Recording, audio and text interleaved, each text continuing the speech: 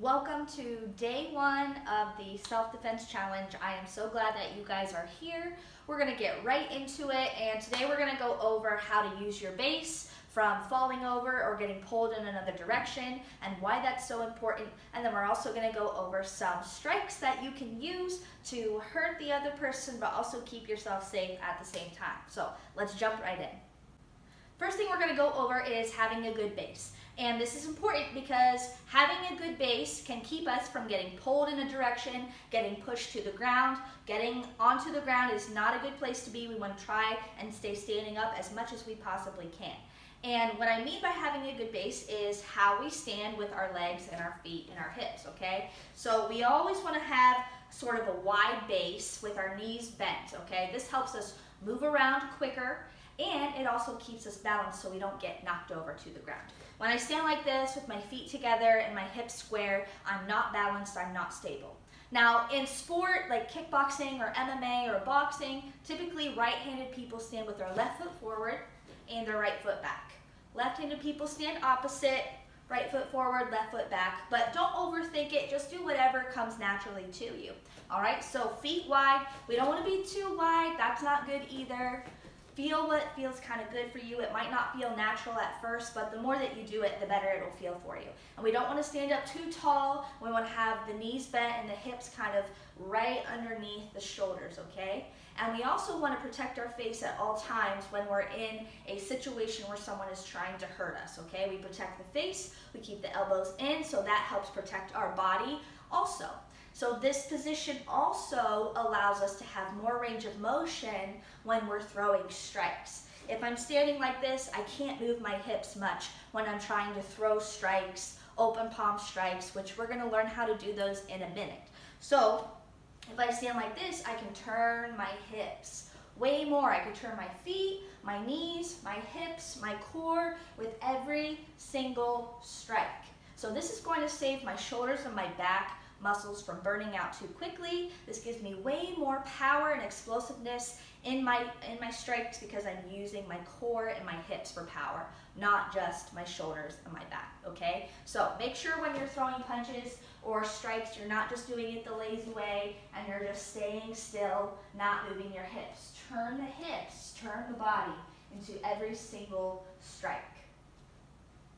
So pay attention to this when you're going through these moves. This is going to be important, and you want to train properly because how you train is how you're going to react.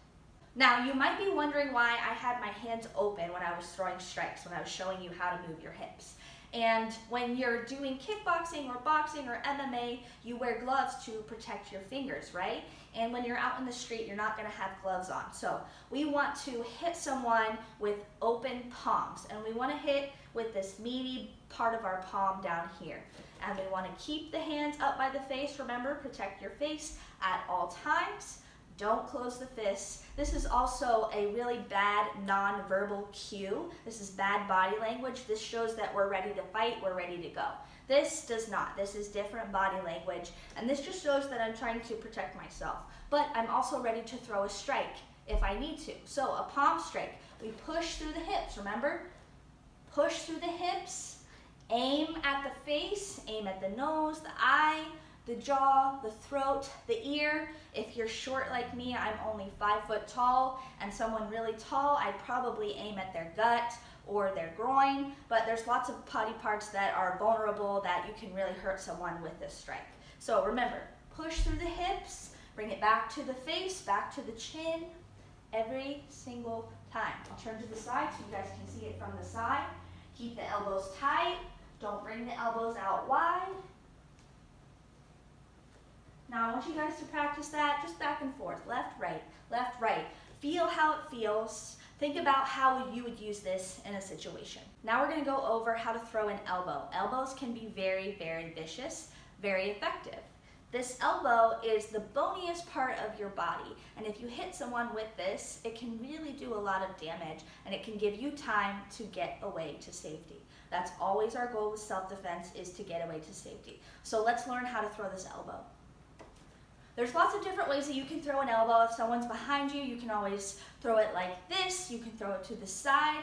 But if someone is in front of you and they're in close proximity to you, this is a really effective elbow, and you can also protect yourself at the same time using this. So get in your stance. Remember, knees bent, a little bit wide stance. We start here with the hands protecting the face, and you're going to turn your fist into the center of your chest, okay? And instead of just coming straight across, you're going to try to come over top with it and hit with that pointy part, and then right back to protecting the face. I'm going to turn my hips with this movement too. I'm not just going to go like this with my arm. I'm going to turn my hips and my feet and come back every single time. Okay? Make sure that you try to come over top with that elbow. Same thing on the other side. Turn the fist into the chest, come over top, use your hips. Almost like you're trying to kill a bug under your toe, okay? You do that motion as you throw the elbow right back to protecting the face. And protect the face on the other side with the other hand at the same time. So practice this. Go back and forth, move your hips with it. Right back to here, right back to protection. Our third strike that we're going to use that's really effective are our knees. And our knees are also really bony parts of our body that we can do to do damage in pretty much any area of the body. If you get them with this, it's going to hurt.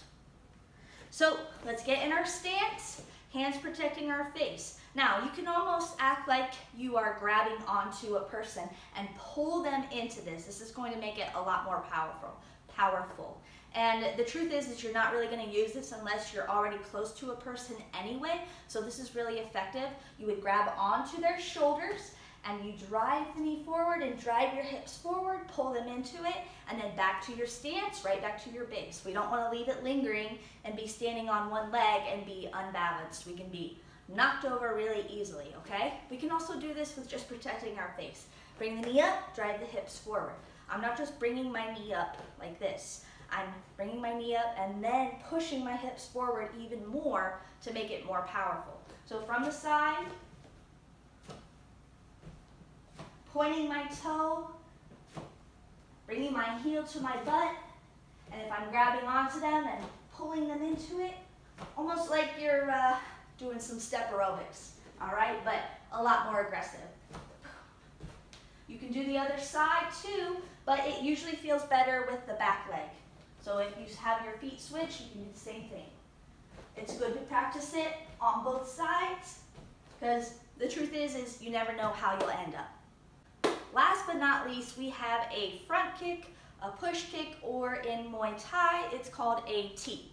Okay, whatever you want to call it, it's really effective, and you can actually use this to keep someone from getting too close to you. So most of the strikes we've learned up to this point are when someone is already close to you and they're in your bubble, but you can use this to keep them from getting too close to you. All right, again, we're in our stance. We have our good base, protecting our face. We're going to use the back leg again because that back leg is going to be way more powerful. We have more range of motion with it, all right? It's probably going to feel more natural for you anyway. So you're going to bring the knee up, and you're trying to kick with the bottom of your foot. Think about trying to push someone away from you.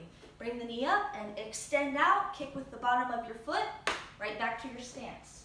So I'll do it from the side so you can see how it looks from the side. Bring the knee up and kick and extend. Now I'm not just coming here and going like this, okay? Again, using the hips. The hips are everything, and you're going to learn that as you go through these moves. Protecting my face, using my hips, right back to my stance.